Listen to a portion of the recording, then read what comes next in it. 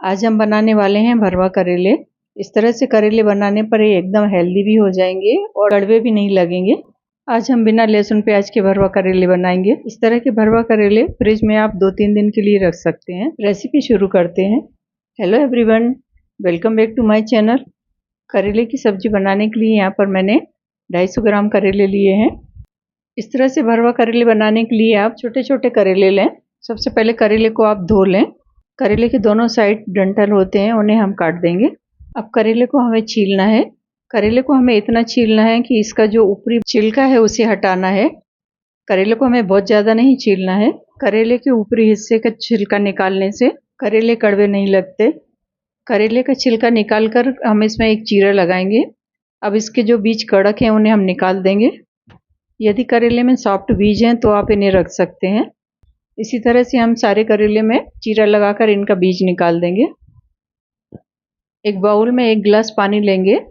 इसमें हम 2 चम्मच नमक डाल देंगे और इसमें हम करेले डालेंगे। करेले को नमक के पानी में हमें आधा घंटे के लिए डालना है। इसके बाद करेले को हम स्टीम देंगे।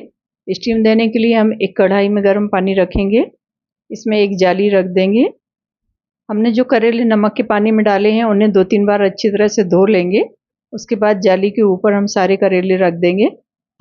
करेले रखने के बाद कढ़ाई को हम ढक देंगे। यहाँ पर गैस का फ्लेम हमें मीडियम टू लो ही रखना है। 5 मिनट के बाद हम देखेंगे कि करेले थोड़े पक गए हैं कि नहीं। करेले को हमें हल्का सॉफ्ट होने तक पकाना है। 5-6 मिनट में करेले सॉफ्ट हो गए हैं। गैस का फ्लेम हम बंद कर देंगे। सारे करेले हम एक बाउल में निकाल लेंगे। करेले निकालने के बाद हम यहाँ पर मसाला तैयार करेंगे। मसाला तैयार करने के लिए यहाँ पर मैंने 1 टेबल स्पून मूंगफली के दाने लिए हैं। मूंगफली के दानों को हमें अच्छी तरह से भूनना है। मूंगफली के दाने में क्रैक्स आ गए हैं और इनका कलर भी हल्का चेंज हो गया है। इसका मतलब है मूंगफली के दाने सिक गए हैं। अब इन्हें हम एक प्लेट में निकाल लेंगे।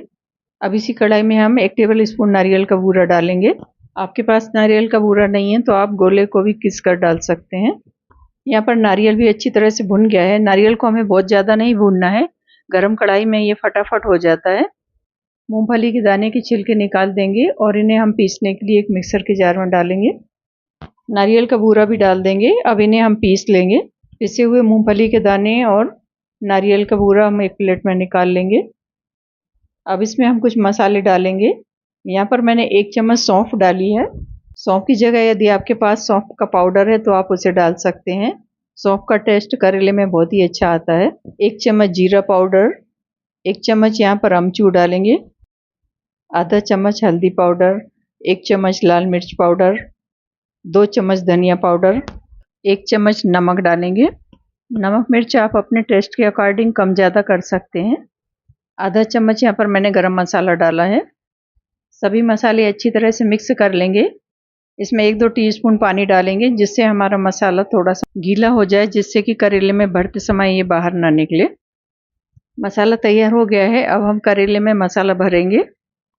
करेले में मसाला हम अंगूठे की सहायता से दबा दबा कर अच्छी तरह से करेले में मसाला भरेंगे। इसी तरह से हम सारे करेले भर लेंगे। करेले भरने के बाद यहाँ पर थोड़ा सा मसाला बच रहा है, उसका यूज़ हम बाद में करेंगे। एक कढ़ाई में 2 टेबल स्पून तेल गरम करेंगे। तेल जब गर्म हो जाएगा तब हम सारे करेले कढ़ाई में जमा देंगे। गैस का फ्लेम मीडियम टू लो कर देंगे और कढ़ाई को हम ढक देंगे। थोड़ी देर के बाद हम कढ़ाई का ढक्कन हटाकर चम्मच से करेले चला देंगे। बीच में जो करेले हैं भुन गए हैं उन्हें हम साइड में करते जाएंगे और जो करेले भुने नहीं हैं उन्हें हम बीच में करते जाएंगे। इसी तरह से करेले को उलट पलट कर अच्छी तरह से सेक लेंगे। कढ़ाई का ढक्कन वापस लगा देंगे और थोड़ी देर के बाद हम करेले को इसी तरह से उलट पलट कर सेकेंगे। हमने यहाँ पर करेले को स्टीम देकर पका लिया था। अब सिर्फ करेले को हमें अच्छी तरह से भूनना है। यहाँ पर देख रहे हैं आप, करेले अच्छी तरह से भुन गए हैं। अब जो मसाला बचा था हम उसे डाल देंगे। मसाले को हम करेले में अच्छी तरह से मिक्स करेंगे। अब इसे हमें बहुत ज़्यादा देर तक नहीं भूनना है, क्योंकि यहाँ पर हमने सारी चीज़ भून कर ही यूज़ करी है।